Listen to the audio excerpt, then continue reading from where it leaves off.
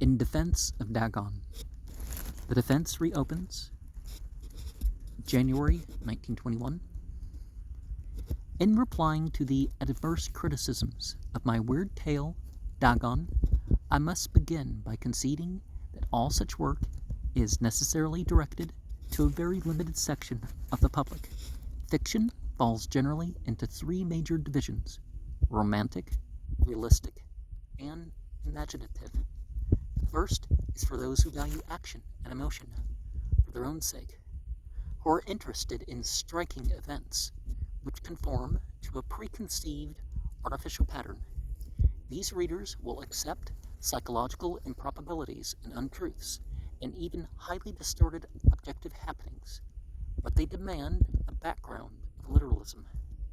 Romanticists are persons who, on the one hand, scorn the realist who says that moonlight is only reflected wave motion in ether, but who, on the other hand, sit stolid and unmoved when a fantasist tells them that the moon is a hideous nightmare eye watching, ever watching.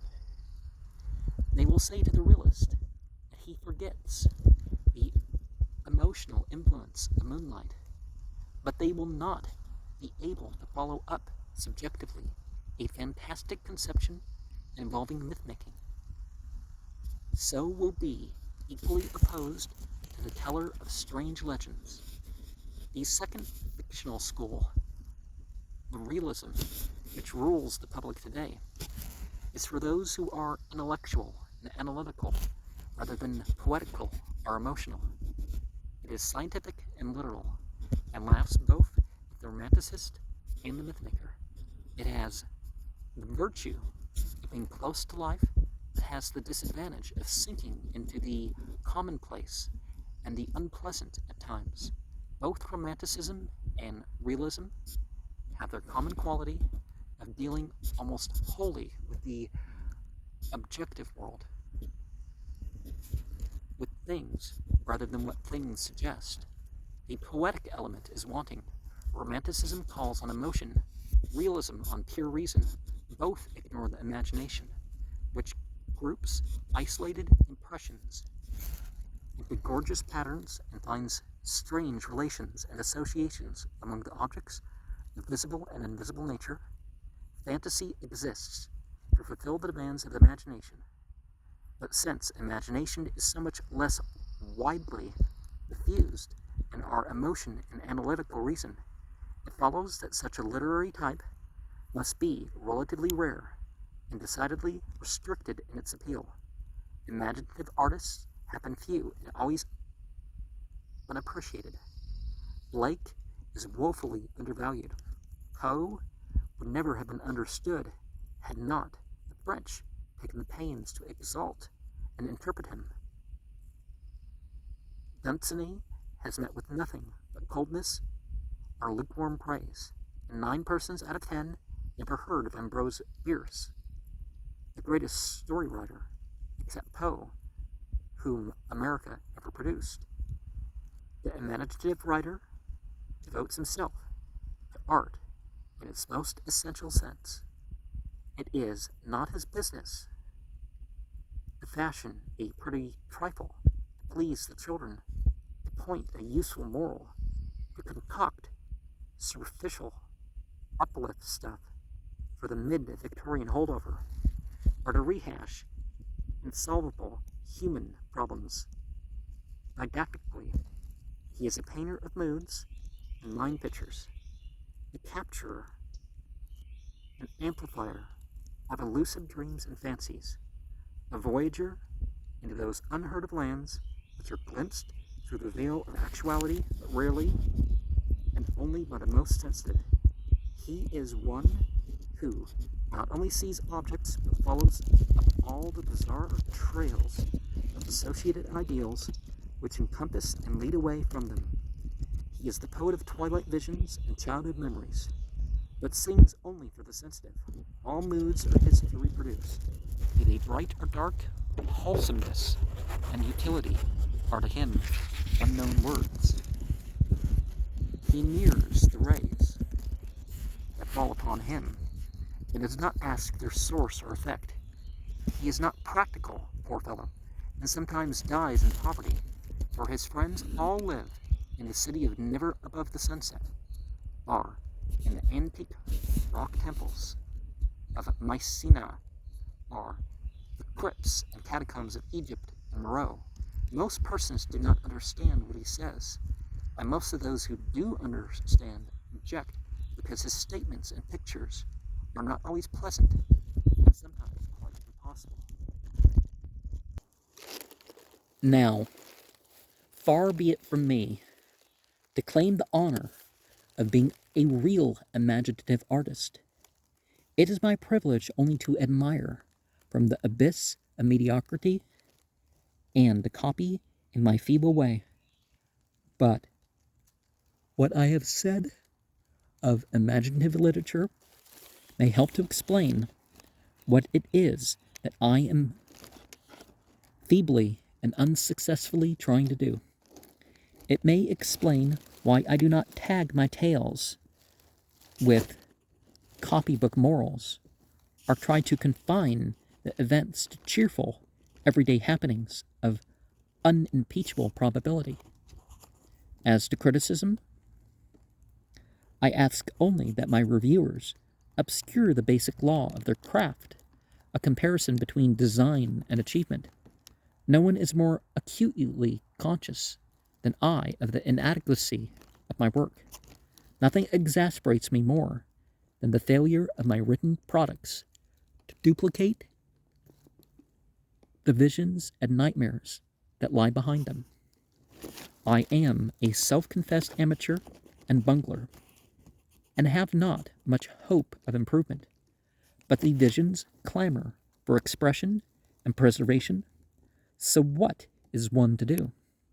To come to details, Miss Taylor says that Dagon does not awaken any responsive quiver of horror or repugnance in her. A writer in the September American Amateur, referring to my effort, says, I recall that one night I let the moonshine shine in my eyes because I was afraid to get up and pull down the shade after reading one of his stories. Dagon, I think it was. Who shall decide? When doctors disagree, I paint what I dream, and will let the public settle the rest amongst themselves. About the bottom of the sea, one must use imagination in picturing the effect of an oceanic upheaval. The essence of the horrible is the unnatural. The thought of a rock walking is not necessarily repulsive, but in Dunsany's Gods of the Mountain, a man says with a great deal of terror and repulsion, rock should not walk in the evening. In estimating the effects of the sea bottom on the man in Dagon, we must remember that it has just been raised beneath his feet by some mysterious force, unnaturally raised from its age-long sleep in the darkness of ancient waters, and that it extends all around him as far as he can see. He does not know its extent. All is doubt, wonder, and unnatural mystery. The man might not be afraid to watch the tide go out on the beach at home, but under the circumstances of the tale, he is likely to be rather badly scared sailor, or a supercargo, to accept a Brownian correction. Probably the worst thing is solitude and barren immensity that has unhinged more than one mind. As to the fish, the assumption is correct. The earthquake killed some, and the rest died for want of water after the ocean bed rose to the air. Miss Brown is unimpressed as to the reality of Dagon, since to him it seems quite impossible. In reply, I might say that realism was not the desired effect, although in past geological ages large bodies of land have both risen above and sunk beneath the waves. Does Mr. Brown recall the legend of Atlantis? I've written a long story on that theme. About the ocean bed, I shall have to disagree with Mr. Brown. Summoning the facts of physical geography to my aid, the deep sea bottom is smooth and monotonous, a rolling plain with a few topographical features. There is no life, water pressure is too great, but there is a deposit of ooze consisting of the tiny shells of simple marine organisms which live near the surface.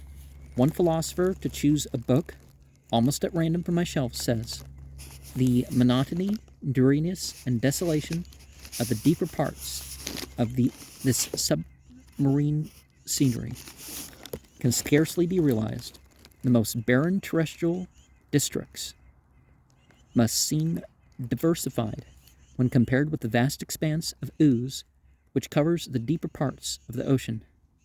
Shallow water conditions are not true of the deep sea. Why should the hero of Dagon wish to escape from the Germans if well treated? For one thing, he might prefer the chances of rescue to the certainties of a Hun prison camp at the end of the voyage." Miss Fidlar's remark that war horrors have exhausted the capacity of the world for receiving new horrors, which may be answered in two ways. One, I do not write for any particular age. I wrote as much before the war as after, and Dagon was written about the middle of it. Two, the physical horrors of war, no matter how extreme and unprecedented, hardly have a bearing on the entirely different realm of supernatural terror. Ghosts are still ghosts. The mind can get more thrills from unrealities than from realities. Mr. Bullen's criticism is greatly appreciated, and I am glad that poor Dagon did not bore everyone. He overestimates the didactic element a trifle. Like Dunsey, I protest that except in a few cases, I have no thought of teaching.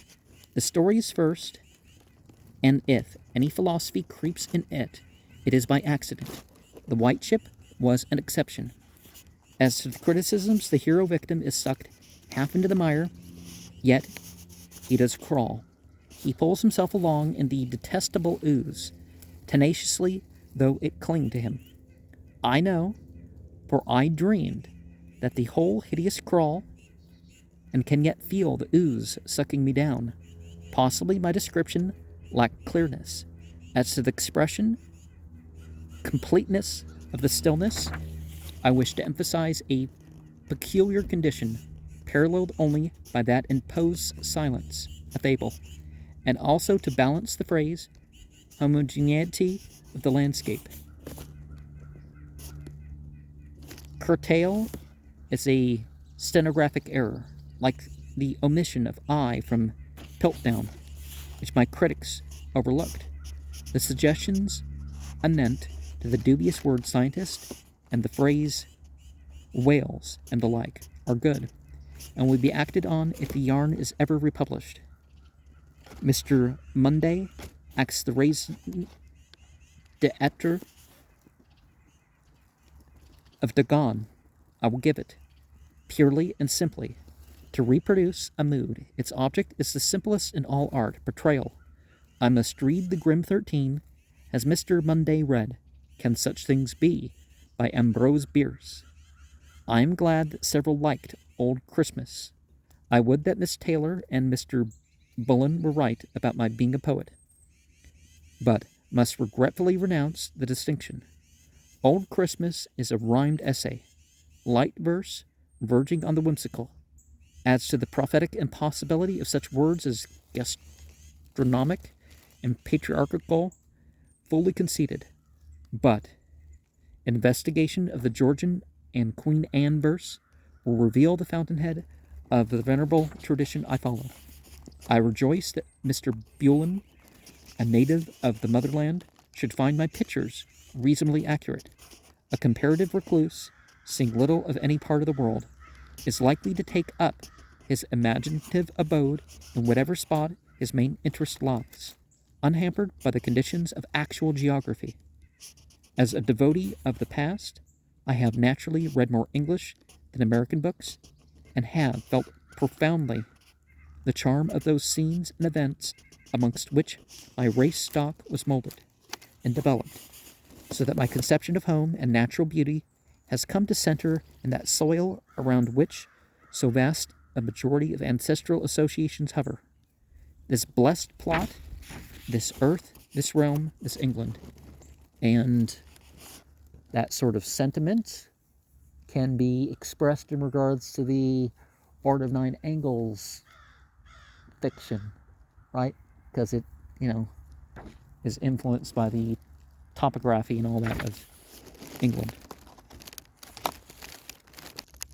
The scenes of my tales are such of them as do not relate to imaginary regions, are laid in about equal proportion in England and America.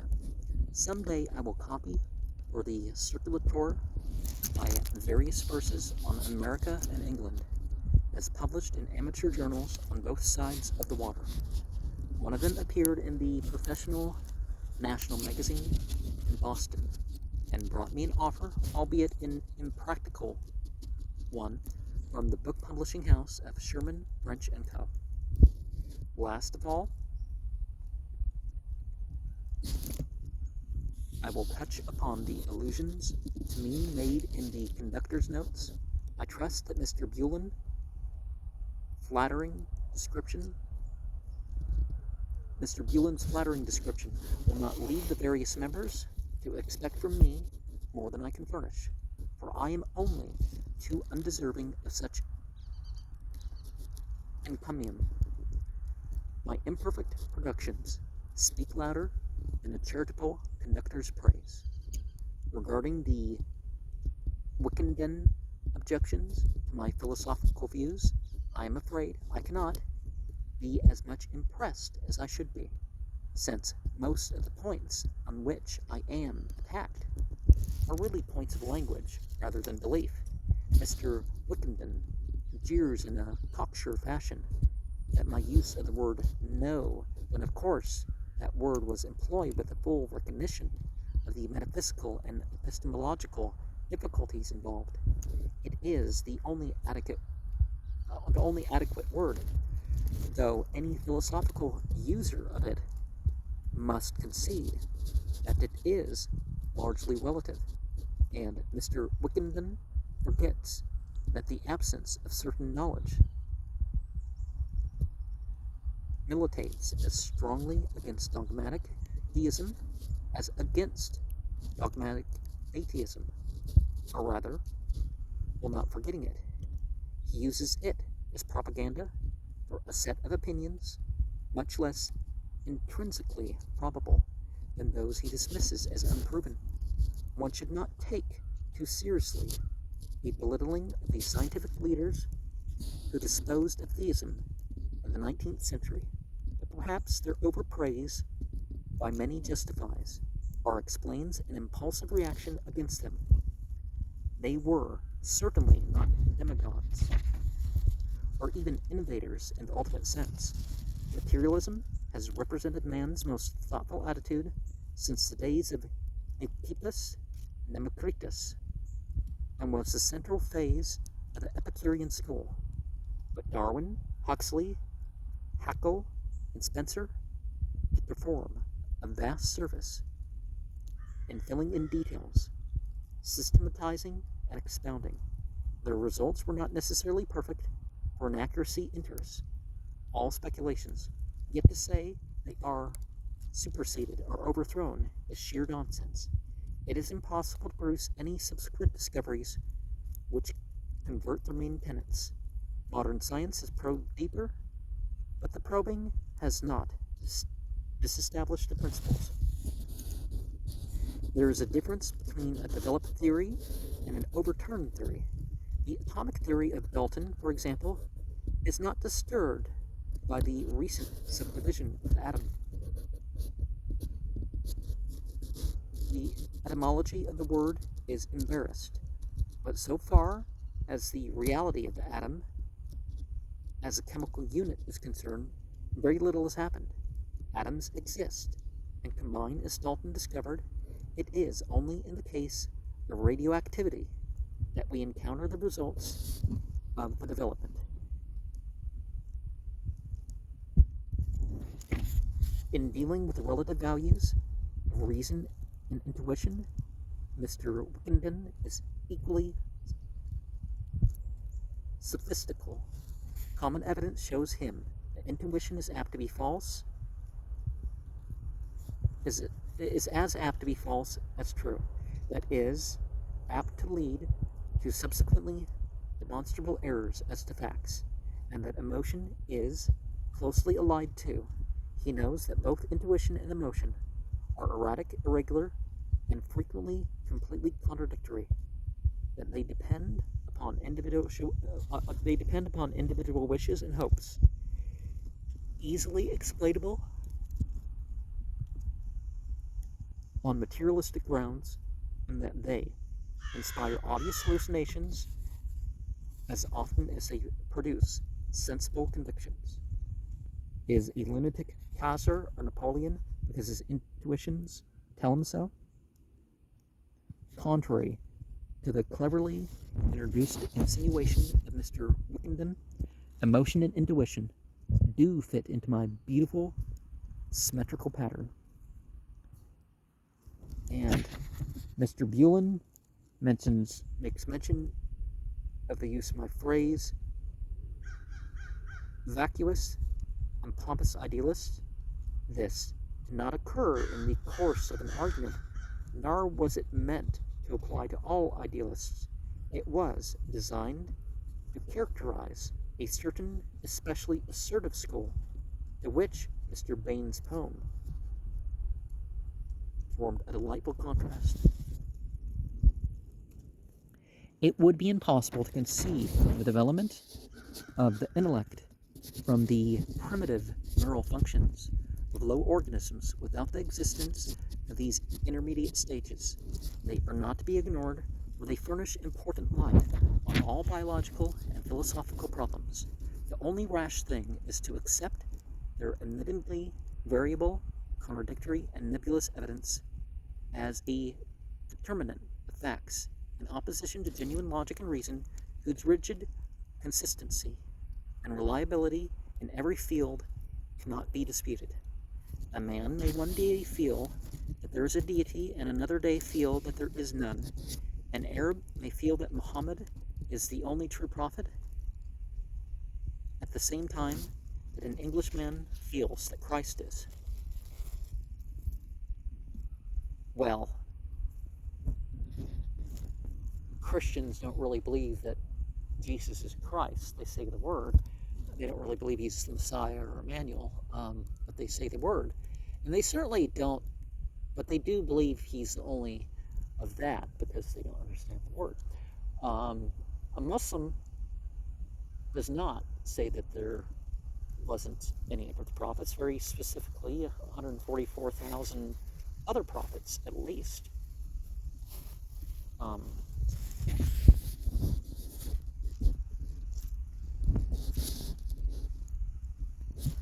But none of these men can possibly differ as to the existence of land and water, or the sequence of the seasons. Reason has never yet failed. Intuition and emotion are constantly failing. Here is strong circumstantial evidence. Mr. Wickenden says, "How I know that oblivion awaits us." Yes, it's how I know. Again, that needless objection to a word which has no literal meaning, and which is therefore permissible in this case. In reply, of course, I would have to say that while nothing in existence is certain, there is surely no ground for a notion as utterly extravagant and contrary to the probability as that of immortality. We have no reason to think that the phenomena of consciousness and personality can arise from anything save complex organic evolution, or that they can exist apart from complex organic matter. All experience has taught us that consciousness and the organic brain are inseparable. A blow on the head can kill the qualities of consciousness and personality, whilst the body and a few simple instincts vegetate on. The person is dead. Where is he? In heaven? And where were we before we existed? Whence came the immortal soul? Likewise, since the notion of soul and immortality is so clearly akin to the conceptions of duality and eternity, formed through dreams and dread of the unknown, what right have we to invent an artificial and less probable explanation, or to accept uncritically that animistic legends handed down from our savage and barbarian ancestors? In the face of such probabilities, all on the side of oblivion, it is rather disingenuous of Mr. Wickenden to call in the academic fact that nothing can be known. Still, that is true. We know nothing. Surely nothing sufficient to justify the creation of a fanciful and elaborate eschatology. When we see a brain die and decay, is it more natural to assume that its functions have ceased, or to weave a story about the survival of the motions when the moving particles themselves are gone? Probability is not kind to Mr. Wickenden, but the question is open. Now, on the material platform, we can definitely say a lot of stuff, right?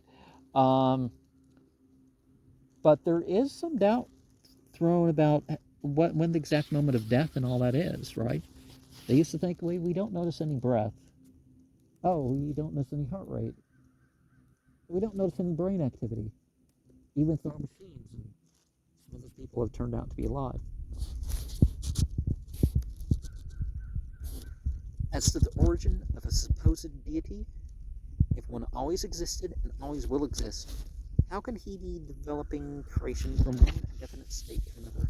Nothing but a cycle is in any case conceivable. A cycle or infinite rearrangement, if that be a tenable thought. Nietzsche saw this when he spoke of the Ewigen Wiederkunft in absolute eternity. There is neither starting point nor destination.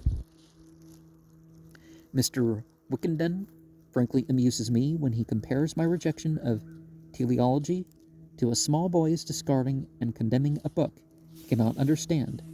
Amuses me because that is an excellent comparison for his own acceptance of teleology. He sees a process of evolution in operation at one particular cosmic moment, in one particular point in space, and at once assumes gratuitously that all the cosmos is evolving steadily in one direction toward a fixed goal. Moreover, he feels that it all must amount to something. He calls it a thing of heroism and splendor. So when it is shewn that life on our world will relatively soon be extinct through the cooling of the sun, that space is full of such worlds which have died, that human life and the solar system itself are the merest novelties in an eternal cosmos, and that all indications point to a gradual breaking down of both matter and energy, which will eventually nullify the results of evolution in any particular corner of space. When these things are shown, Mr. Wickenden recoils, and imitating the small boy of his own metaphor, cries out that it's all nonsense. It just can't be so. But what of the actual probability, apart from man's futile wishes? If we cannot prove that the universe means nothing, how can we prove that it means anything? What right have we to invent a notion of purpose in the utter absence of evidence? Of course, our savage forefathers could not conceive of a cosmos without a purpose any more than they could conceive of one without an anthropomorphic deity. But what place have their legends in 1921?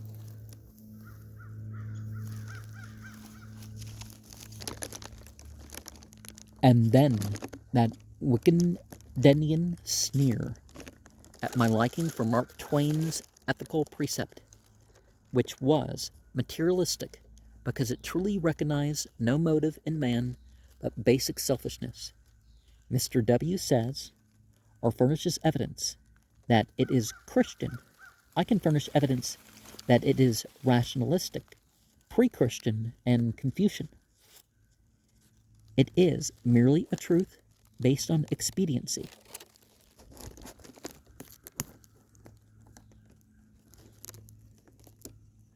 Free for any ethical teacher to seize and use, be he theistic or atheistic. At the end of his discourse, Mr. Wickenden professes himself the complete agnostic and relies on circumstantial evidence. I am content to follow his method. Through such evidence as I behold leads me in the opposite direction. Chesterton is hard to take seriously in the field of science. By manipulating the evidence, playing up trifles, and minimizing important facts, one may make a very brilliant case. But when a man soberly tries to dismiss the results of Darwin, we need not give him too much of our valuable time.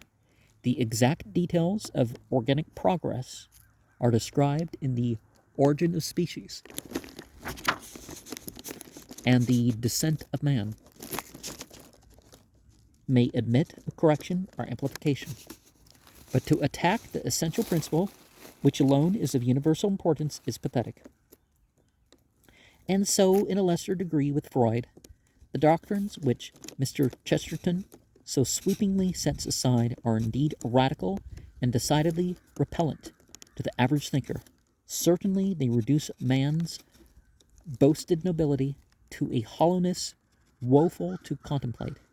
But it is our business merely to observe the impartiality, the extent to which the new views coincide with known phenomena,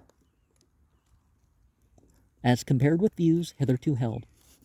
When we do this, we are forced to admit that the Freudians have, in most respects, excelled their predecessors, and that, while many of Freud's most important details may be erroneous, one should not be too hasty in substituting any single or simple instinct for the complex and dominant Wille zur Macht as the explanation of man's motive force. He has nevertheless opened a new path in psychology, devising a system whose doctrines more nearly approximate the real workings of the mind than any heretofore entertained. We may not like to accept Freud, but I fear we shall have to do so. It was only in the early 17th century that a Sisi could refuse to look through Galileo's telescope, for fear he would be convinced against his will of the existence of Jupiter's satellites.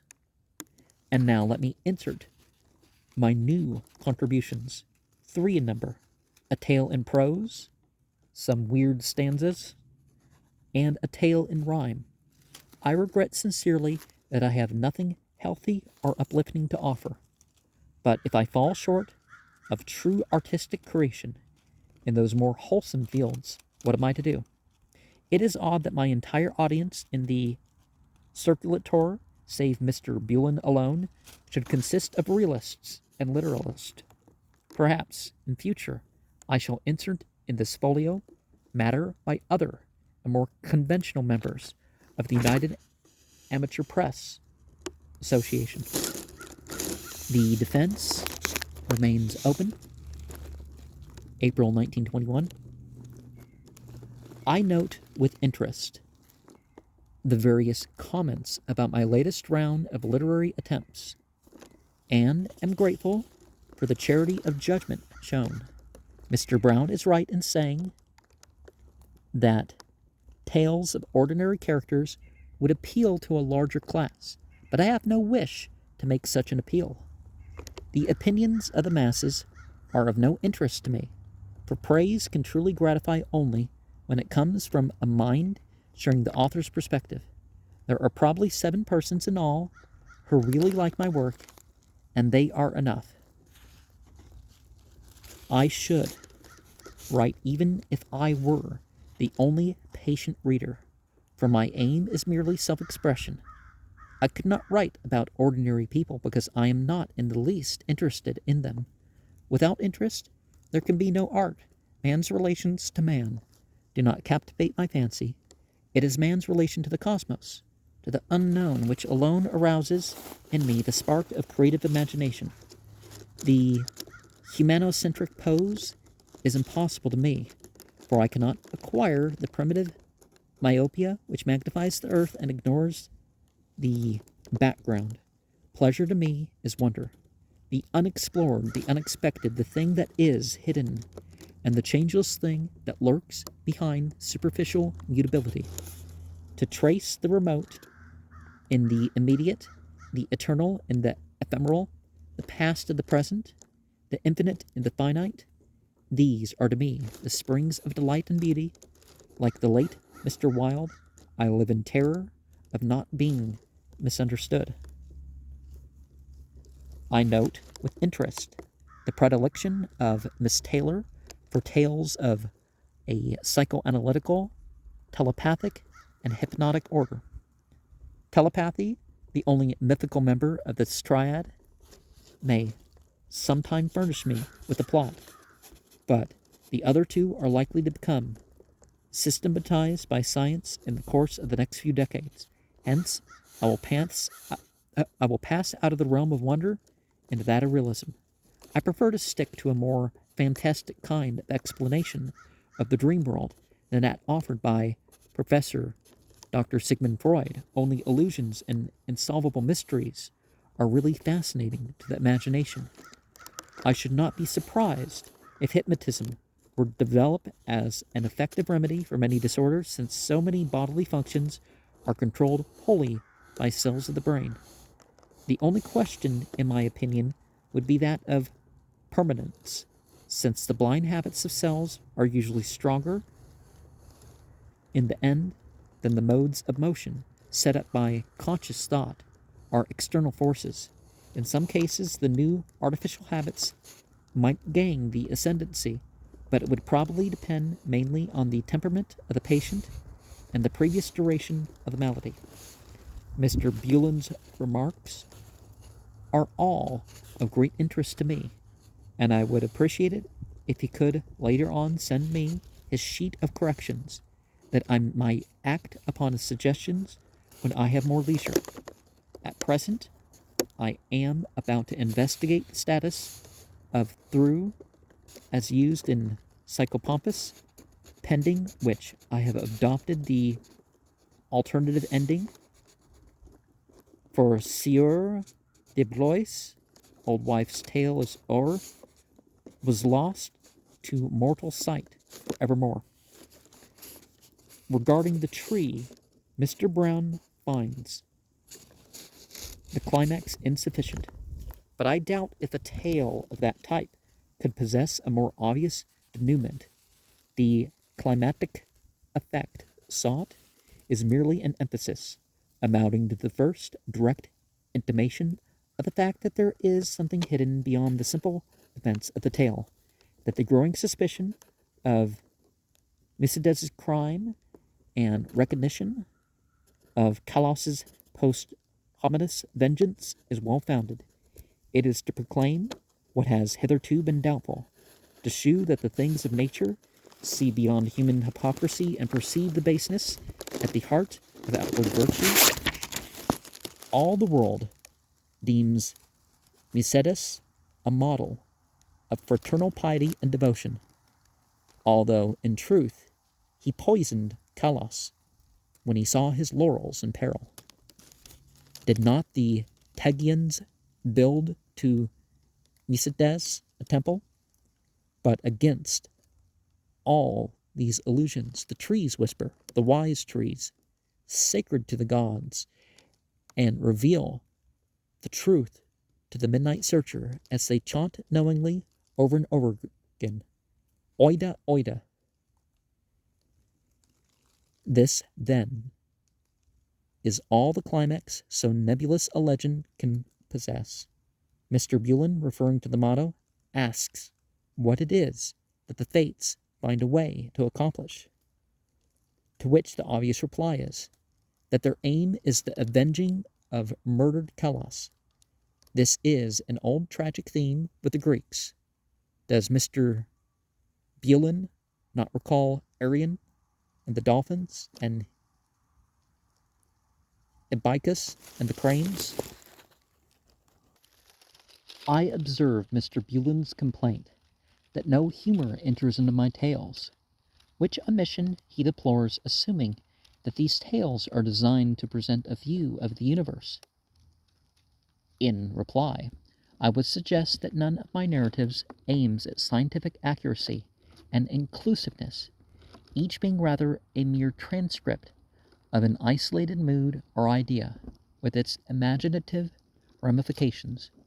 Moreover, humor is itself but a superficial view of that which is in truth both tragic and terrible. The contrast between human pretense and cosmic mechanical reality. Humor is but the faint terrestrial echo of the hideous laughter of the blind mad gods that squat leeringly and sardonically in caverns beyond the Milky Way. It is a hollow thing, sweet on the outside, but filled with the pathos of fruitless aspiration.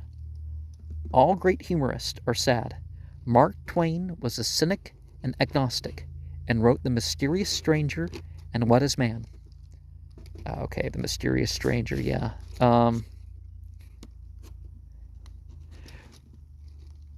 I've shared that on the channel. It's more disturbing than what you'd expect from Mark Twain one, right?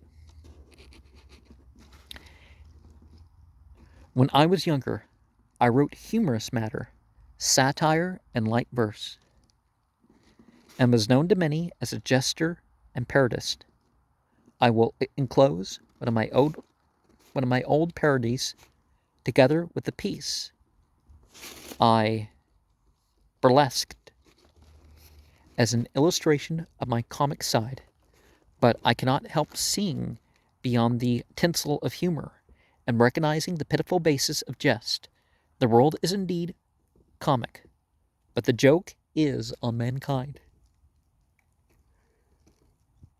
So when I delineate an intense mood, I plow down to the subsoil. I plow down to the subsoil. I'm having trouble speaking today. And do not try to trifle with the layer of levity on top. Humor is the whistling of man to keep up his courage as he travels the dark road. I once wrote, the wise to care a comic strain apply, and shake with laughter that they may not cry.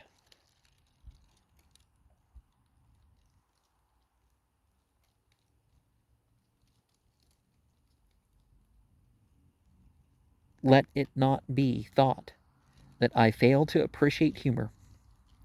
Indeed, I employ it in discourse, being regarded as satirical and given to repartee, lest my readers deem me a creature wholly without counterpart. I will enclose a cutting about an infinitely greater person, Charles Baudelaire, some of whose qualities may perhaps explain or illuminate the character of one with a very roughly similar outlook.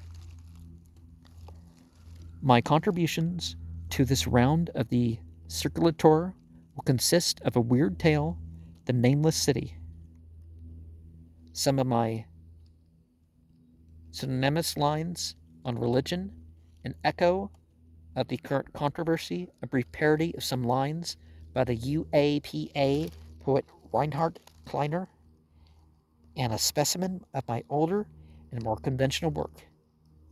Finsnicket Park, written in the Georgian manner in the year 1913 when I was 23 years of age.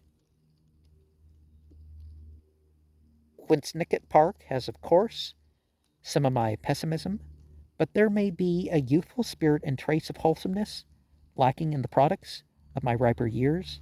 I perceive that Mr. Bullen and his lieutenants are anxious to carry on the controversy regarding materialism and idealism, which is surely agreeable enough to me, however ill it may conform to the rules of the circulator at the practice of drawing on outside talent be permitted to both sides. It is possible that I may later introduce the arguments of a very brilliant young materialist, Alfred Galpin, Jr., 536 College Avenue, Appleton, Wisconsin, president of the United Amateur Press Association.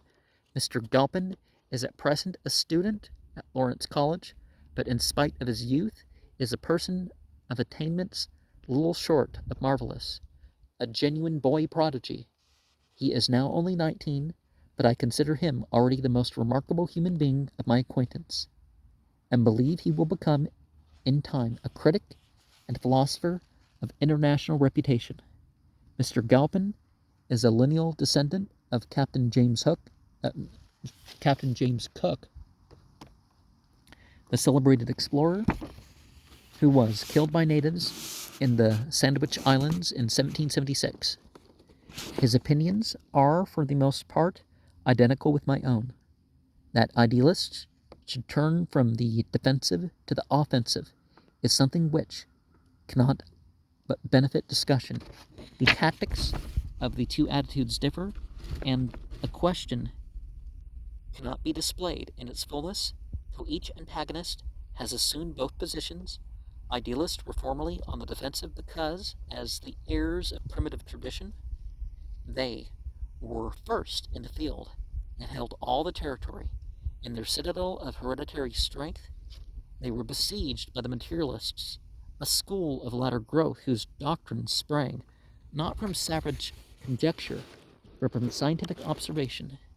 Now the citadel is captured, and the thinking world is materialistic, realizing that man possesses no innate knowledge, and that any claim regarding invisible and improbable phenomena must be supported by evidence. The victorious materialists hold the citadel and await the assaults of idealism, which now strikes back to regain the territory it has lost. But the strokes are strangely feeble, for the weapons of idealism melt in the sun of discovery. Mr. Wickenden continues to attack me with more success than he attacks the ideas I utter, which are not of my creating. He points out some apparent ineptitude of the rhetoric whereby I seem to aggregate to myself the title of scientist, which I certainly did not wish or intend to do, and thereupon fancies that he has destroyed those other men's theories which I merely repeated, when he declares it more improbable for carbonates to change to protoplasm than for an organic substance to possess a soul and immortality. He shews such an apparent misunderstanding of the principles involved that I despair of mutual comprehension. Perhaps a repetition of some basic facts might be clarifying. Hoping to define the conditions in each of the two cases. In the first place, no one assumes any volition on the part of a piece of chalk or other inorganic compound to change its mode of internal motion to the organic and vital type. The change, when it first occurred, must have been merely a rearrangement of moving particles, incidental to the cooling and contraction of the whole planet, with no volition save the blind churning of electrons, which constitutes all cosmic existence in the ultimate sense. Let Mr. Wickenden see very clearly that no radical change is involved, that nothing is either created or destroyed. The first appearance of life on any planet need be nothing more than a change of motion among certain molecules, atoms, and electrons. There is nothing new or occult, since in 1828 organic compounds have been synthesized, and he is indeed a bold speculator who will deny the possibility of actual abiogenesis as a future achievement of chemistry. Utterly different is the absurd conception of a soul or immortality. So different that Mr. Wickenden's description of it as comparatively easy reads more like a jest than like sober discussion. Remember that in theorizing on the origin of life, we have not had to consider anything more than the shifting of material particles. How then, we may call it easier to assume in one wild guess the existence of a whole world of entity distinct from any provable substance, giving no existence of itself and independent of the known laws of matter. If it was hard to conceive of life as the product of lifeless matter, it is it indeed easier to conceive of the existence of an airy nothing, which can have no source at all, but which is plain without proof or probability, to hover around certain substances for certain periods, and subsequently to retain the personality of the substance around which it last hovers? Or perhaps Mr. Wickenden thinks that the material body creates the soul, in which case it would be interesting to discover how he thinks the emanation can be non-material, or how, if it be energy and not matter, it can retain the personality of the parent matter. I will not accuse Mr. Wickenden of being so naive as to perpetuate the blunder of the Lieutenant Colonel of Mr. Buelen's cutting, the assumption that the radiant heat emitted by a flame perpetuates in any way the flame itself. That betraying metaphor is ammunition for the materialist.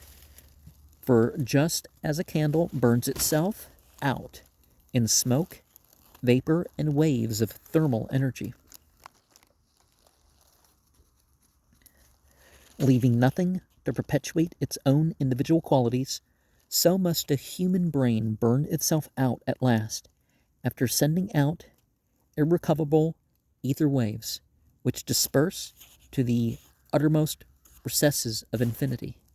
The tissues and cells which produce the motions of consciousness and personality, the soul, finally break down and dissociate, turning to liquid and gaseous decomposition products, and leaving nothing to mark their former temporary assemblage and motions. Can we imagine a continuance of motion when the moving particles are gone? Can we imagine a soul in existence after its parent body is dispersed? A candle flame still burning after its energy and incandescent particles are dispersed? Nothing in human mythology is more patently unthinkable, and yet Mr. Wickenden would have us compare this crude and impossible bit of animism with the wholly commonplace hypothesis that one kind of material motion may at some period have been changed to another kind of material motion. In considering the matter of material change, either that of a fish to a crocodile, or of limestone to protoplasm, Mr. Wickenden is handicapped by his belief that internal volition and divine guidance are the only two possible alternatives. With this dogma, he can get nowhere. He must recognize not only the element of chance in so-called natural selection, but also the fact that the initial change from inorganic to organic matter is probably accomplished by chemical and physical rather than biological laws. It is, in fact, only sensible to regard it as the transition from pure chemistry and physics to biology. Mr. Wickenden's difficulty in understanding why there should be any internal volition in organic types, such as that of a fish for dry land, would be removed if he would realize that all volition is merely a neural, molecular process, a blind material instinct or impulse. The universal craving of the organic cell is for expansion of activity, an increase in those conditions which gave it the most pleasurable excitation. This blind life force is so clearly correlated with the general run of cosmic forces, both organic and inorganic, gravitation, affinity, cohesion, etc., that it needs no special explanation. There is no distinguishing feature in any of the various local modifications of the universal churning of matter, through the endless cycles of the cosmos. An organic being blindly acts in whatever manner gives him the most satisfaction, and so the fish, vivified by the oxygen dissolved in its native waves, strains for as much oxygen as it can get and eventually tends toward land and the free air. The previous environment and history of each group engaged in the automatic quest no doubt determines its degree of success. Likewise, to the impulse of the animal should be added the modifications of the environment.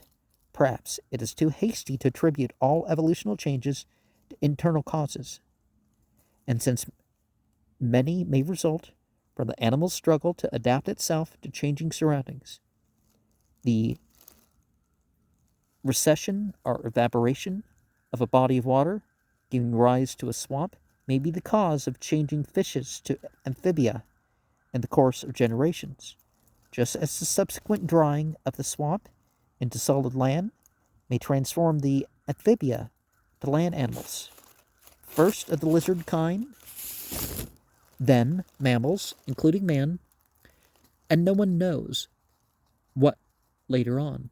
If the planet lasts long enough, changes are accomplished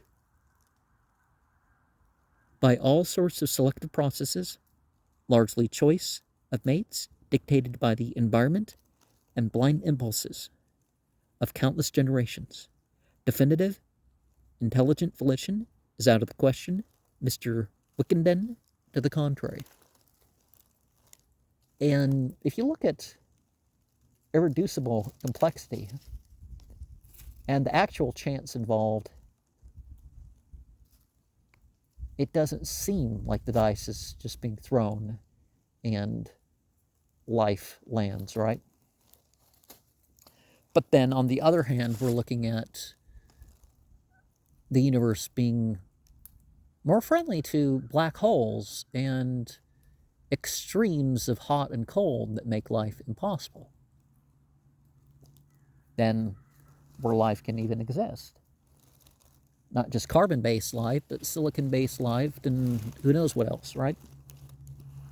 Isn't there arsenic-based life too, they found out?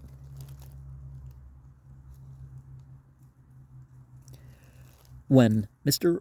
Wickenden jumps to the conclusion that divine guidance must exist simply because there is no readily visible reason why a fish should spontaneously seek land, he is certainly displaying a vast eagerness to accept the more superficial conclusion before analyzing the apparent objections which he finds in the other. It would be possible to cite many reasons which would drive fish to land, should it be demonstrated that the oxygen of the air is an insufficient bait.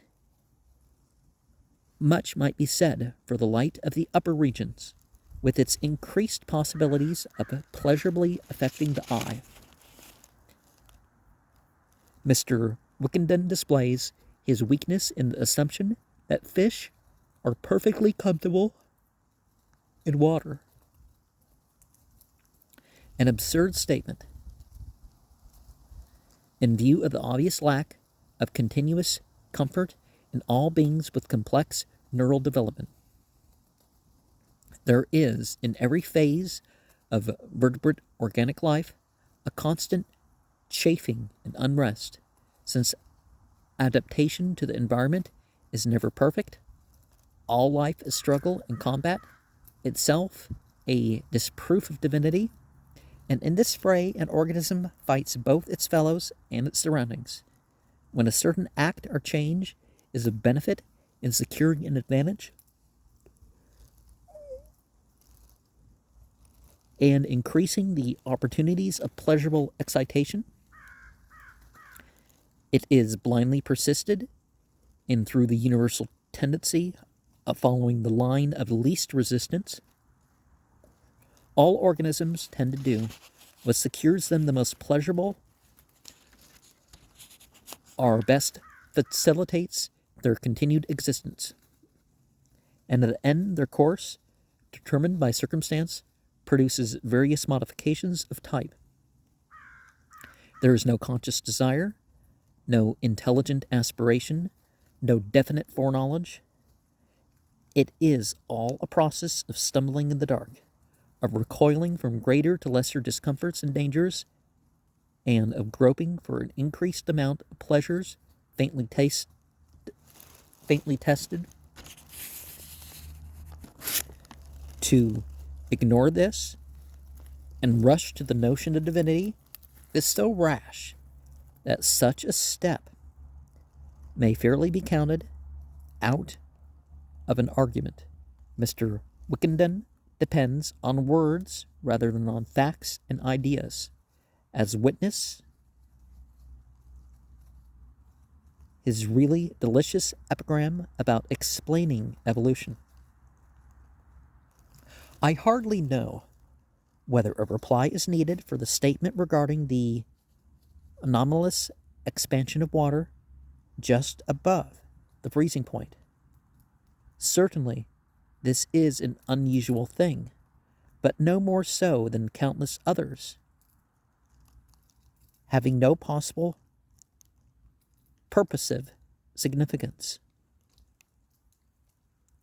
It is not definitely explained, but neither are dozens of other phenomena of molecular physics. Why are all the anomalies of science? Why do the satellites of Uranus move in a plane nearly perpendicular to that of the planet's orbit? And why does Neptune's satellite move backwards? Why does the moon appear larger to the naked eye when near the horizon, when micrometric measurement and theory unite in showing the apparent disk as smaller? But I need not make a catalogue. It is too childish. No one talks of intelligence in these cases of phenomena, whose causes are at present obscure. Why then does Mr. Wickenden make such a vital argument of the anomalous expansion of water? Simply because water happens to contain a few organisms edible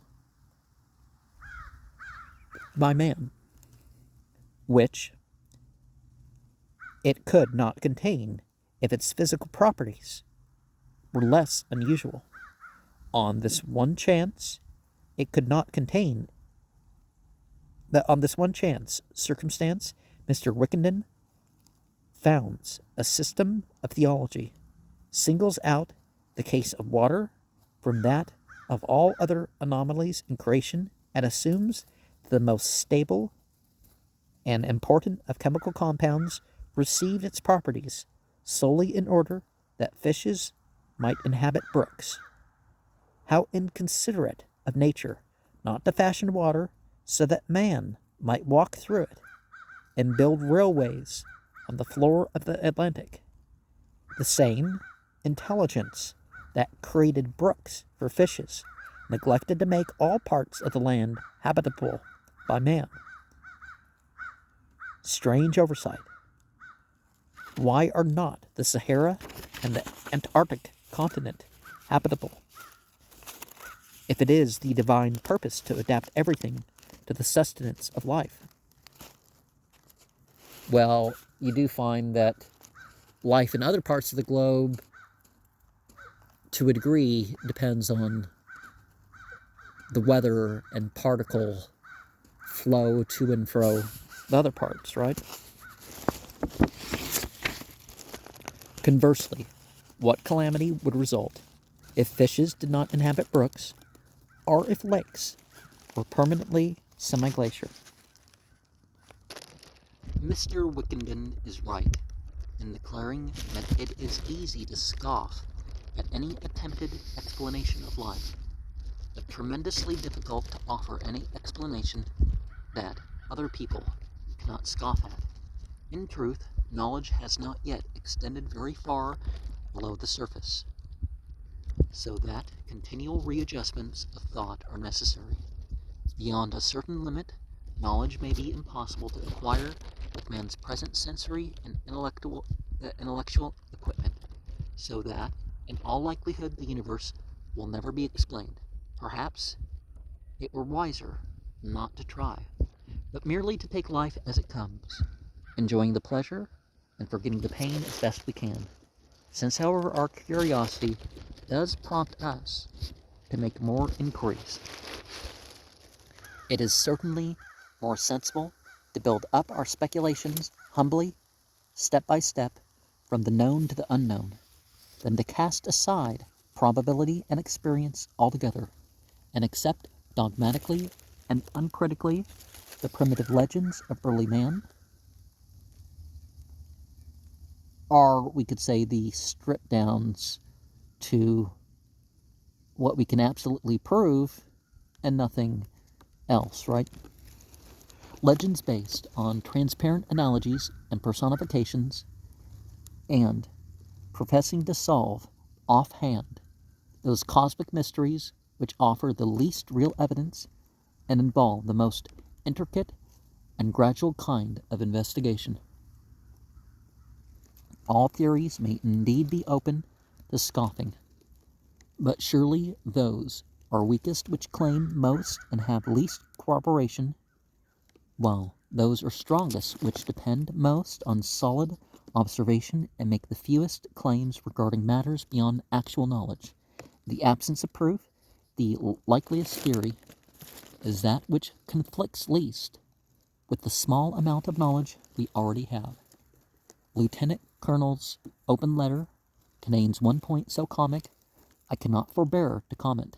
After devoting several paragraphs to a vigorous condemnation of materialists who deny spirit because it cannot be seen and measured, he fails utterly to show that nature contains any phenomena establishing the existence of such an invisible and immeasurable force. I might as easily assert the existence of a new ethereal entity called XYZ ABC. Sounds like one of those identity things nowadays, right? Which makes the comets move, and defy any man to disprove it. Surely it cannot be detected and measured by calipers and balances. Therefore, it is above truth. Coming now to the old Atlantic Monthly article, Wither, in the general discussion folio, I find much of genuine pathos. There is no real argument of importance in the harangue of the anonymous author, but the atmosphere of sorrow at the passing of the old illusions makes the whole complaint an absorbing human document. Certainly, there is much in the modern advance of knowledge which must of necessity shock and bewilder the mind accustomed to uncritical tradition, but the old illusions cheered and stimulated the average person to a more or less considerable degree cannot be denied. The dream world of our grandsires was undoubtedly a sort of artificial paradise for mediocrity. To supply deficiencies in real life, there was an imaginary soul life or inner life, which probably seemed very vivid and actual to the subject of the delusion, and which must have helped to render him insensible to the manifold pains of genuine existence. The phenomenon can be duplicated on a small scale by any imaginative person, and those who have succeeded in thus creating for the nonce an unreal world can fully appreciate the sense of relative security and peace existing among those who accepted deity and immortality as actual facts. It is a general objection to Christianity that it stifled artistic freedom, trampled on healthy instincts, and set up false and unjust standards. On this assumption, a friend of mine, Samuel Loveman, Esquire, has written a magnificent ode to Satan. In truth, however, this stultifying effect injured only the most intelligent classes, who were capable of resisting it ultimately, so that we need not deny the narcotic comfort it brought to the less aspiring majority. The faith was, of course, in its details, merely a symbol of that majority's own standards and hopes, for all religious systems are the outgrowths rather than the rulers of the races which hold them. Just as paganism, well, paganism in reality is just the dividing of land into farm plots and other production, is the ideal aristocratic attitude, the cult of true strength and beauty. So was Christianity, the bourgeoisie ideal, the Sclave moral code of thrift and prudence. Its ultimate development was reached in the anemic Massachusetts type of the 19th century, the puritanical and Emersonian product, which had so much soul that it mattered little. Nowadays, these fellows or their grandchildren are amusing themselves with theosophy, New Thought, Christian Science, and Persian Baha'ism. They cannot tell facts when they meet them, but most of the old Christians were less fanatical, and they developed less fantastically. Now, there's two types of fanatic as far as real use from its roots. One type is the one who mistakes the teacher for the teaching, the temple for the practices there, right? Yeah, sure. It may some teachers may be better at the teaching than the other, and they were the ones who brought it about and all that. And the temple, the rituals may be more valuable at certain sites than others, but you know what I mean. And then the other type is the person who just claims a path and they don't really follow it. Oh, people who just remind you that they're Christian, but their lives don't, unless it's like Sunday or Christmas or something, right? They held their old faith simply from lack of recent scientific information, which most clearly proves it false. So when the information gradually reached them, as a result of the unparalleled discoveries of the past century, they simply modified their views and accepted the inevitable. When they saw that their castles were of air, that there really is no Santa Claus, they did not cry or cover up their eyes and ears, but bore the disillusionment like grown men. There had indeed been rare imaginative comfort in the old beliefs, but facts are facts. The withdrawal of the spiritual drug acted like the withdrawal of liquor from some topers, occasionally causing them to rise to greater mental heights by frankly facing things as they are. But as some lament prohibition, others lament philosophical disillusionment. In both cases, a somewhat agreeable false stimulant has been withdrawn. The change has been very subtle, more often tactic than open, and affecting the all-important subconscious springs of thought and action, rather than the outward qualities of apparent belief. For the modern materialist, a good majority probably attend some church and consider themselves Christian. That is because most persons never think accurately and searchingly. Their beliefs mean little.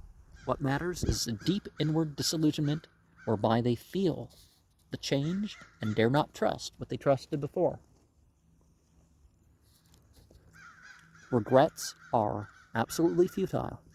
The change is inevitable because the last century brought to light facts never suspected before, which not only upset all the old notions, but explain with considerable clearness the psychological and anthropological reasons whose notions were held in the past.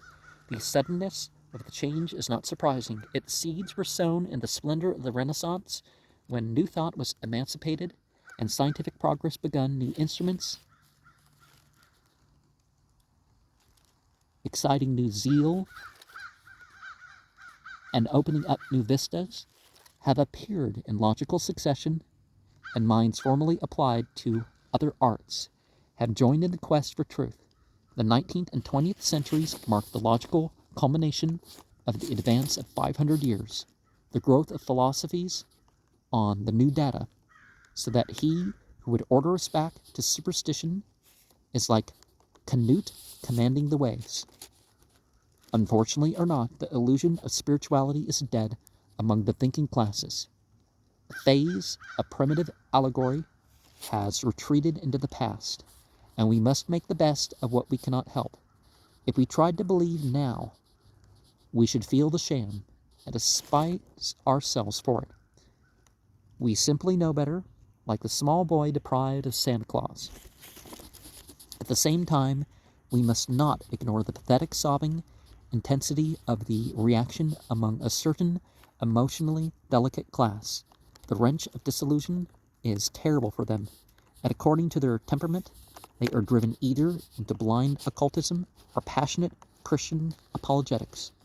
The author of Wither is of the latter type, seeking to stem the tide with sophistry, imperfect data, and weak logic. He weeps vainly for the departed values, and pleads weakly for continuity and what he calls spiritual evolution. I was raised to be a missionary, and in the church in which I was raised to be a missionary,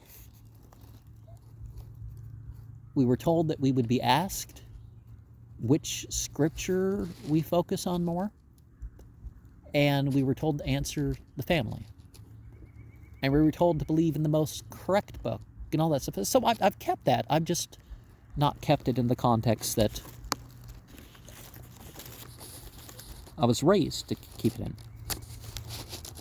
Alas, he does not see that the spiritual is exploded, and that continuity is never possible in matters discovered. Before America was discovered, it was unknown, and suddenly it was known.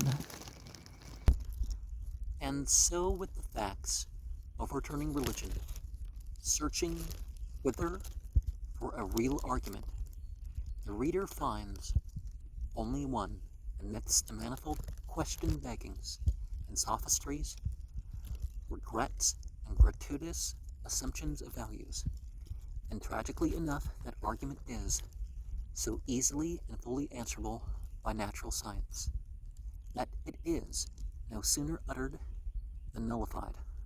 Why, asked the author, may we not say, here are certain persistent hopes, inner needs, longings, which we can explain only on the assumption that the universe is a universe of spirit, because, the realist replies, all those hopes, longings, and alleged needs are natural attributes of a certain stage of primitive development, early implanted in man and wholly explainable as products of his unfolding mind as it reacted to his surroundings and limited information.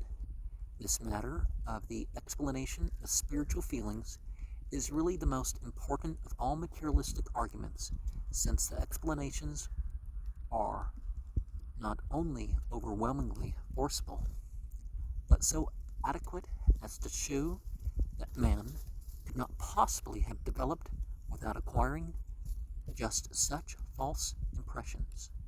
The idea of deity is a logical and inevitable result of ignorance, since the savage can conceive of no action save by a volition and personality like his own. Animism cannot be avoided by any ignorant mind familiar with dreams, and immortality is an easy step once a dual existence is admitted. The savage has always, so far as he can recall, lived, and he cannot picture a state of not living. In this matter of eternal life, he is also guided by his dread of extinction. He has seen dead bodies and cannot think that such will be the end of his consciousness. Desire becomes accomplished fact in his simple opinions. Then, seething through his crudely animal and emotional nature, are 1,000 blind organic forces, such as made his fish ancestors seek air and his amphibian ancestors seek the dry hills. His mind is not nearly so powerful as the primal vestigial urges and currents that rack him, and when these are not drained by combative or other uses, they turn on the nervous system and produce the frenzies and wild hallucinations known as religious experience. Freud has much to say of the share these primal urges play in forming thoughts when partly suppressed. As the savage progresses, he acquires experience and formulates codes of right and wrong from his memories of those courses which have helped or hurt him. His imagination becomes able to create pictures artificially, and as he dwells on the things he likes best, he gradually comes to believe in a possible state of things where everything is homogeneously delightful. He usually places these ideal conditions in the past and future where disproof is impossible. Thus, we have the Golden Age and Elysium, the Garden of Eden and Heaven. Then, out of the principle of barter comes the illusion of justice, and so on, till at length we behold a whole system of theistic and idealistic legendary, developed gradually during man's susceptible childhood, and fastened on him as a second nature by countless generations of inherited belief. Now, we can't just point to the past and say, oh, it was so great back then and all this stuff, and I'm part of the same traditions. Like, well, then why don't you do that yourself? Why don't you create a better government, a better church group, or whatever you're looking at, right? There is nothing to wonder at in the long survival and the hard death of such a system. Its overthrow comes only as a result of the long survival and hard death of such a system. Its overthrow comes only as a result of the most conclusive and gigantic array of contrary evidence. The wonderful thing is that it should have been extensively challenged by an important section of Greek philosophers as far back as Democritus. However, perhaps one should not wonder at anything Greek. The race was a super race. In one way, religion probably helped to defeat itself by dividing and subdividing and developing subtle and scholastic systems of dogmatic. It acquired a tinge of rationality fatal to belief. The papists, with their blind faith, are the exception. Then, man's whole trend has tended to refine him and tone down the brute impulses whose excesses gave rise to the extreme religious ecstasy. There is less primal vitality. In modern civilized man, we fight less, seldom run amok, and are generally more human and delicate. Greater delicacy means the subordination of simple protoplasmic cell impulses, the more complex motions of cerebral tissue, the ascendancy of taste and reason over animal feeling. And as we thus grow away from the primitive, our chief urges toward religious groveling are removed. All religious demonstrativeness and ceremony is basically orgiastic, as one may gather from the veiled or open symbolism of nearly every typical rite of every race. And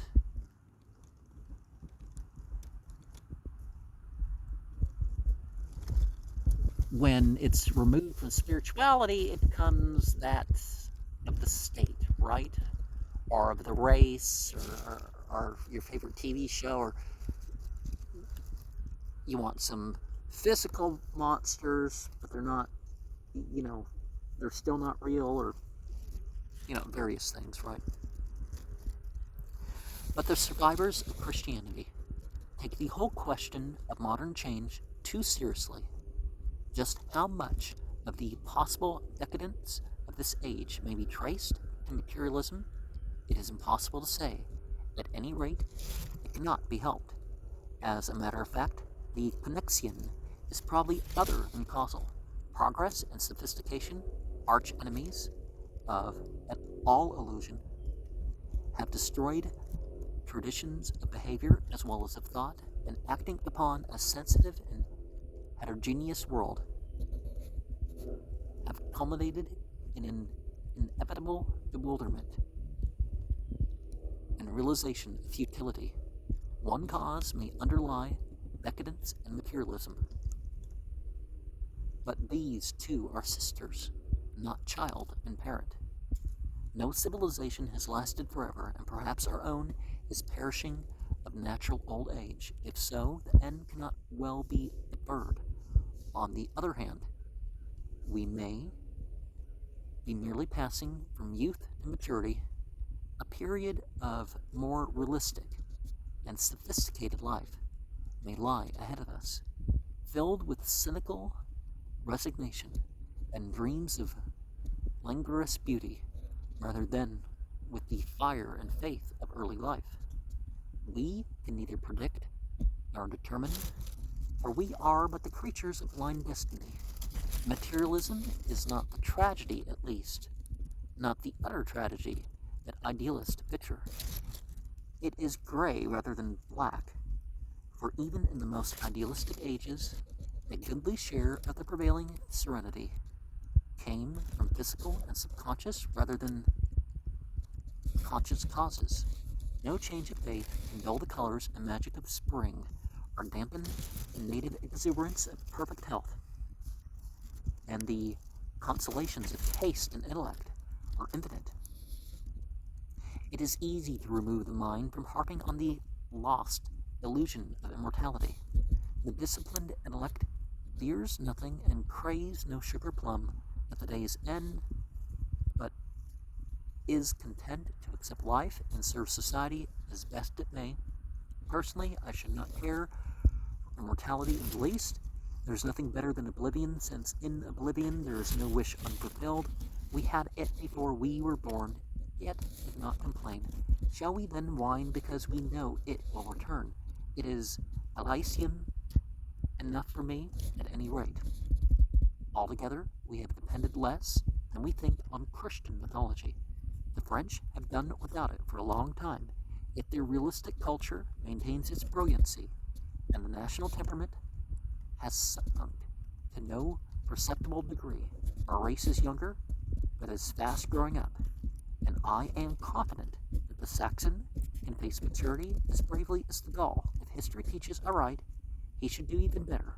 But who were the victors at Agincourt, Crécy, Poitiers, Trafalgar? Then, too, we overrate the religious influences we are losing, stripping the past of its cloak of romantic rationalizing and euphemism. We find that most human affairs have always been decided on the wholly materialistic lines. Even the leading religious movements have their secret history, generally of a materialistic nature. The only human motive since the species has existed has been selfishness. If we are now less pious, we are also less hypocritical. One honest Nietzsche is worth a dozen mock saints. In Greece, whose culture was the greatest of all, antedated Christianity and originated materialism. Modern civilization is the direct heir of Hellenic culture. All that we have is Greek, since the transient Semitic importation of ascetic idealism has run its course. Can we not recapture a trace of the old pagan lightheartedness that once sparkled by the Dagon? Surely we can think of life as having something of beauty, and only a glutton wants eternity. Final words. Unlimited apologies. September 1921. Unlimited apologies are due the members of the Circulator for the vast delay to which I have subjected it on this round, and for the inadequate contributions which I am making to it. All I may offer as an excuse is that the pressure of other imperative matters, both in the field of associational amateur journalism and in that of professional revision, has rendered greater clarity quite impossible. Indeed, so manifold are the duties with which I find myself now enveloped, that I fear a relinquishment of circulator membership will be inevitable after this round. By attempting too many things, one becomes unable to do any of them justice. Therefore, it is most advisable to relinquish newer interests in order to fulfill faithfully one's older and accustomed pursuits. However, I'm making a final contribution to the circulator in the form of one more fantastic tale, the doom that came to Sarnath, which I insert not because of any particular merit, but because it has just won the story laureateship in the United Amateur Press Association, an honor which last year fell to my white ship, also exhibited in the circulator. To those of my readers who have disliked the fantastic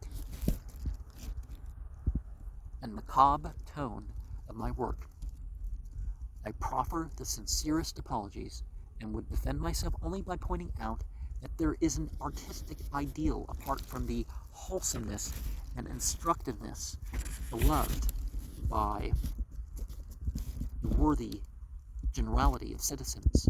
For the endorsement and interest of the public, I care not at all, writing solely for my own satisfaction. Writing for any other motive cannot possibly be art. The professional author is the ultimate antithesis of the artist. My own failure to be an artist results from limited genius rather than mischosen object. In his preface to the picture of Dorian Gray, Oscar Wilde says many things which bourgeoisie critics should learn by heart. No artist desires to prove anything. No artist has ethical sympathies. An ethical sympathy in an artist is an unpardonable mannerism style. No artist is ever morbid. The artist can express everything. All art is at once surface and symbol. Those who read the symbol do so at their peril. It is the spectator and not life that art really mirrors. All art is quite useless. Elsewhere, Wilde says, a work of art is the unique result of a unique temperament. Its beauty comes from the fact that the author is what he is. It has nothing to do with the fact that other people want what they want. Indeed, the moment that an artist takes notice of what other people want and tries to supply the demand, he ceases to be an artist and becomes a dull or an amusing craftsman, an honest or a dishonest tradesman. He has no further claim to be considered as an artist. Art is the most intense mode of individualism the world has ever known. From the point of view of style, a healthy work of art is one whose style recognizes the beauty of the medium it employs, be that material one of words or bronze, of color or of ivory, and uses that beauty as a factor in producing the aesthetic effect. From the point of view of subject, a healthy work of art is one the choice of whose subject is conditioned by the temperament of the artist and comes directly out of it. An unhealthy work of art, on the other hand, is a work whose style is obvious, old-fashioned, and common, and whose subject is deliberately chosen not because the artist has any pleasure in it, but because he thinks that the public will pay him for it. In fact, the popular novel that the public calls healthy is always a thoroughly unhealthy production, and what the public calls an unhealthy novel is always a beautiful and healthy work of art. For Miss Ashley's word in favor of the weird, I'm very grateful. Under separate cover, I'm sending her some matter pertaining to the United Amateur Press Association, which I trust she will decide to join, and where may be found a variety of real artists of the most genuine kind. Some of my views on art will be found in my coming number of the Conservative, which I shall mail to the members of the Circulator in bidding farewell to a discussion of the weird and the somber, it may not be amiss to mention an excellent collection of tales to which my attention has just been drawn. The Song of the Sirens and Other Stories by Edward Lucas White, Epping, 1919, which possesses considerable charm, artistry, and scholarship. Most of them have a very clever and accurate setting in classical antiquity, are in medieval Italy. Mr. Wickenden's latest controversial assault is very interesting, and I accept with contrition the correction regarding sneers. As to the no controversy, I will let the objectionable polysyllables rest, and merely state that in my opinion, an opinion shared by increasing multitudes, there is no evidence whatever concerning an object or meaning in life and the universe. And in the absence of evidence, all assumptions are totally baseless. The idea of an object or meaning becoming absurd. Mr. Wickenden tries to demolish this important argument by denying the obvious absurdity and incredibility of the common myths of soul, immortality, and teleology. In support of his contention, he cites the many persons who, drawing their ideas from their empirical racial heritage rather than from abstract scientific truths, find the conception of materialism, annihilation, and purposelessness utterly extravagant and contrary to probability. This move is very clever, but its force dissolves upon analysis. Mr. Wickenden's appeals are all to impression and metaphor. He rejects the obvious because it is obvious. It actually presents the spectacle of one defending the grotesque idea that the more probable and indirect of two theories is to be preferred. He goes back to the age of the disputatious church fathers with their credo quia impossibile est. The phonograph metaphor is rhetorically brilliant, but that is all. Doubtless it can be proved in this way that Caruso himself was only a phonograph, and that we might still enjoy new songs from him if we could find the real singer behind his mortal form. But all this is futile. Metaphor and allegory are the smokescreen wherewith all mystics, theists, and obscurantists have shielded themselves from truth since the dawn of speculative thought. Materialism seems improbable only to those who think in terms of antique myths, conceived in imperfect knowledge and utterly contrary to all the basic facts of science, as subsequently discovered.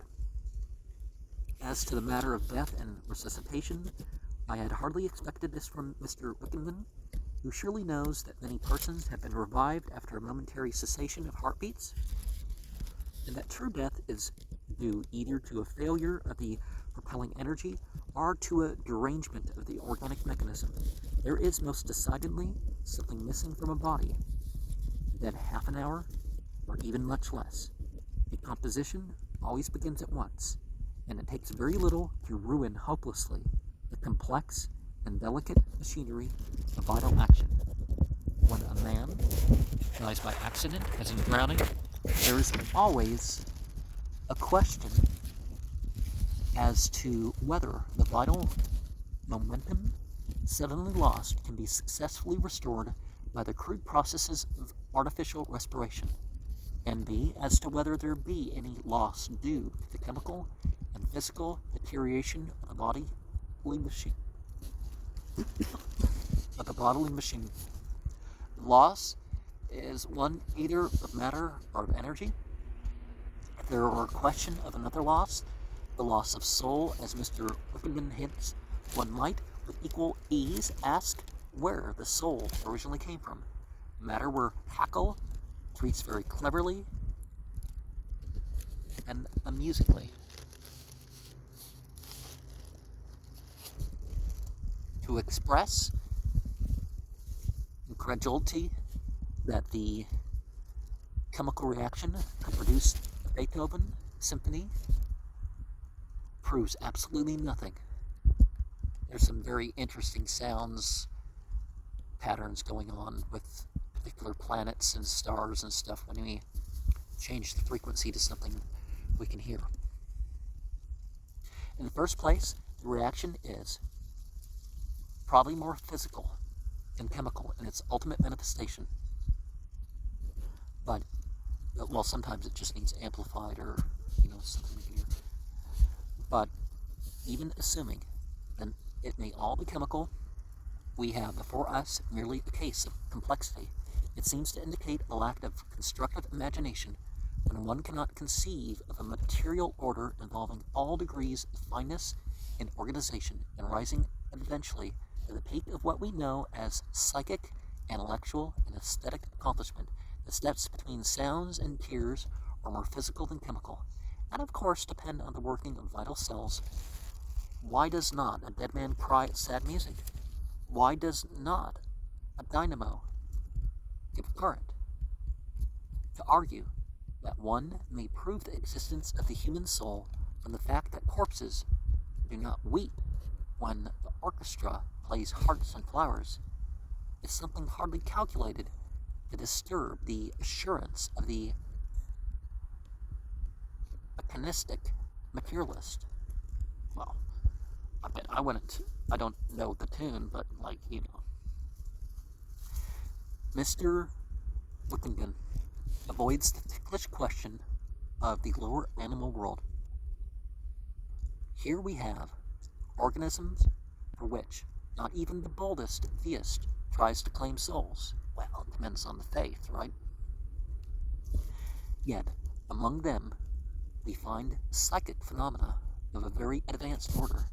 Even in Beethoven's symphony affects many animals strongly. A case where Mr. W. find difficulty in tracing the physiochemical action, connecting the sounds and the manifestations. Well, it's the same thing with the humans, right, too? It's about physical reactions, why people like music so much.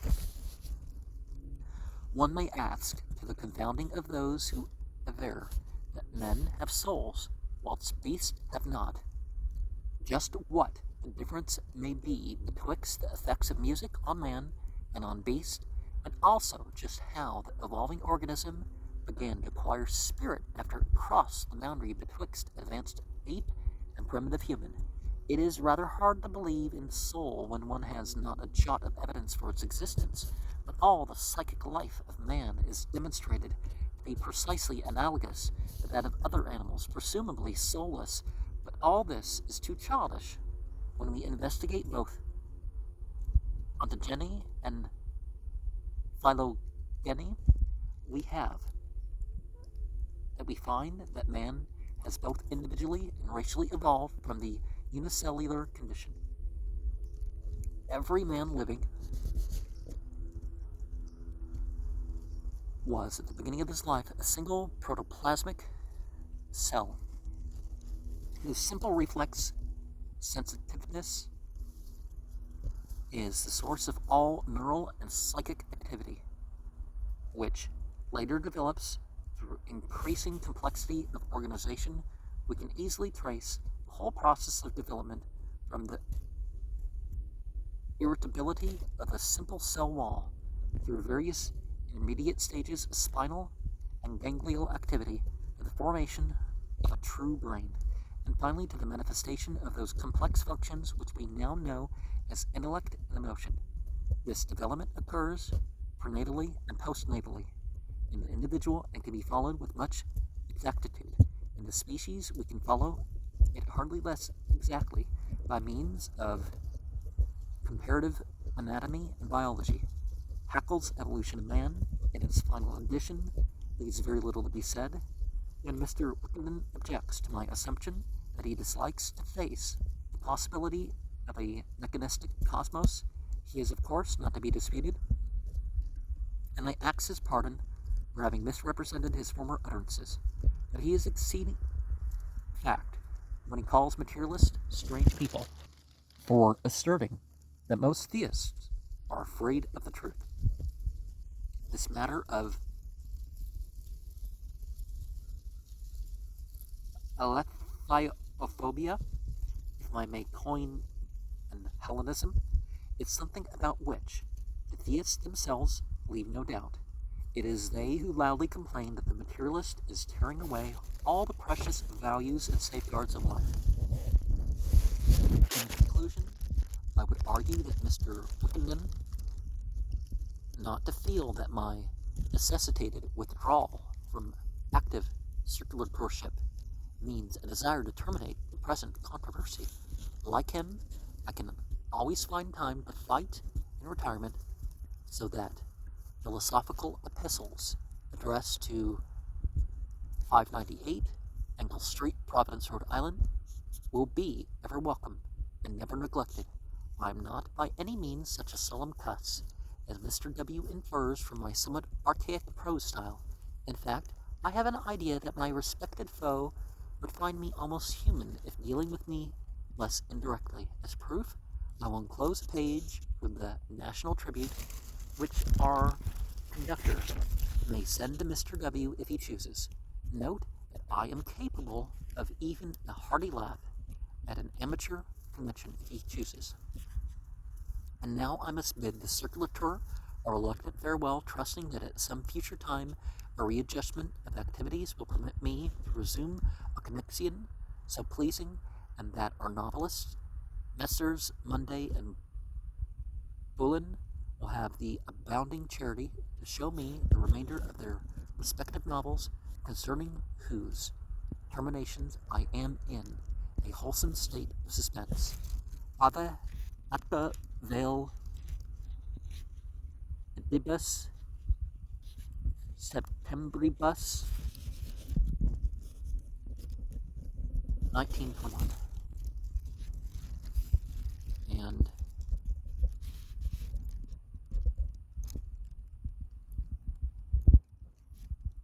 there are some responses to this that don't survive. And various things back and forth that are quoted are can be referred to what was said, but